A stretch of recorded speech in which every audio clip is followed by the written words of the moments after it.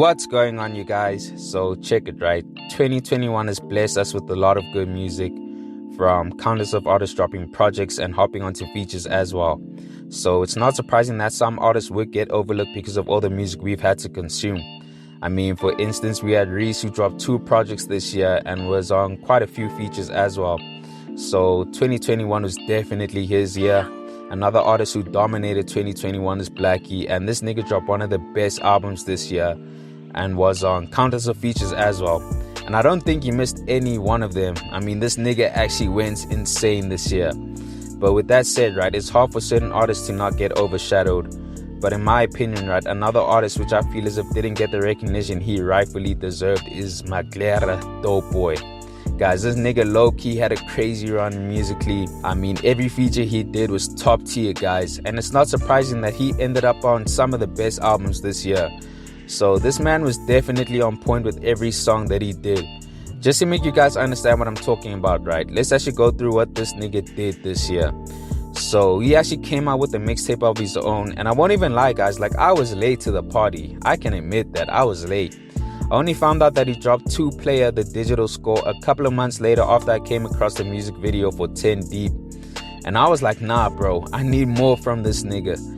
So obviously I looked him up just to see what his catalog is saying. Come to find out that he's been out for a minute. I mean, for instance, Bodega has been out for like 3 years now. Guys, 3 years. So yeah, guys, like, I'm not afraid to admit that I was sleeping on this nigga for the longest. But I will say though, like, I've heard his name being mentioned here and there, but I've never really paid attention until I heard his tape. And it's fucking dope, guys. Now, I'm not gonna go into depth and give a deep dive into the tape, but I just want to touch on how good it really is. I mean, Doe Boy can really rap, guys. Like, this nigga is a true lyricist. But with that said, right, like, he's able to infuse that with the heavy influenced, or I guess heavy inspired trap beats, and it's crazy how he makes that work. Not to mention his sound is very unique to him, so he's easily recognizable whenever he jumps on a track. I just think that dropping the tape on SoundCloud worked towards him being overshadowed. You know, nowadays most people are on Apple Music or Spotify, so having the tape exclusively on SoundCloud, I guess, worked against him. I just think for more exposure, right, like, drop it on platforms that people mostly frequent. But yeah, guys, he dropped a fire tape, right, that hardly anybody spoke about, and then he still jumps onto multiple tracks from different artists and kills all these verses. So my man was moving silently like an assassin, just murdering every single feature. I mean, he jumped on Quarter to 6 by 25K from Peli Machiavelli, fire track.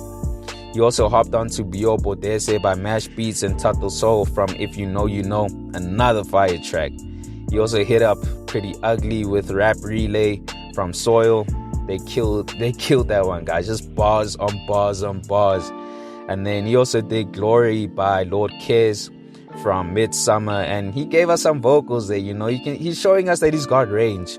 And then, guys, like, the verse that he did for My Dice by Words from Product of a Praying Mother, like, guys, that verse is fire. It's fire, guys. Arguably one of the best verses this year, hands down. Trust me, guys. So he low-key had a crazy run of his own in 2021, following the same formula which Reese and Blackie both performed. I mean, all 3 of them dropped projects this year, and all 3 of them did multiple features which they all killed. So I guess my question to you guys is that, why was he overlooked this year, like, when talking about SA hip-hop? Is it because he was overshadowed by all the other good music that dropped? Or is it because his name isn't as big enough compared to the niggas that did drop?